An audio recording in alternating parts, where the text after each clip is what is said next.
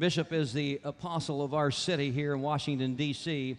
I've seen him in operation. He's not only a Harvard graduate like the pastor of this church who just prayed, you're a former NFL player, and you're even missing a game tonight to be here. Way to go. That's deep commitment. We're proud of you. And on top of that, you have the high impact ministry, but you have stood like a rock for truth and righteousness. Talk to us tonight, Bishop Jackson. You're very kind, Jim.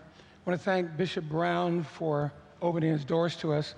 Why fast for 40 days? I believe marriage in America is on life support. It's about to expire.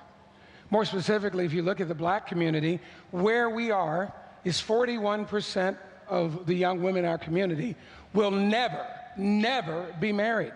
I've got 2 young adult daughters, and I'm looking to have grandchildren before this thing is all over.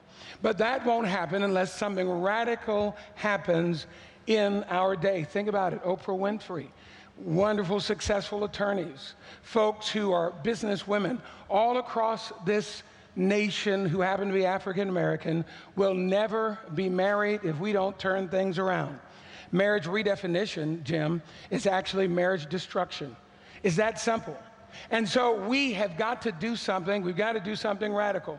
Sounds like we've been beating up on the black community for a while, but that's not the case. Where the black community is, the Hispanic community is right behind them, and the mainstream white community, all of us are going down the same tubes. And it's worth fasting. 2 things we got to do. We got to intervene and we've got to protect. We've got to make sure that marriages are strengthened from the inside out. Things like Chuck Stetson was talking about, Marriage Week, are absolutely important if we want to see marriage restored and strengthened. But if we let the forces, I'm going to say something very radical, if we let the forces of humanism destroy the institution of marriage, remember, marriage redefinition is marriage destruction, then we will find a total obliteration of our culture. The church can win.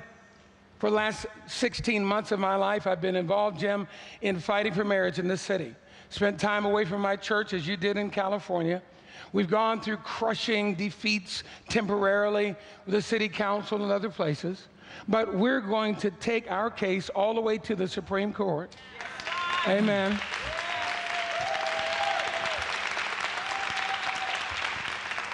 Where we are is in a Daniel 3 moment.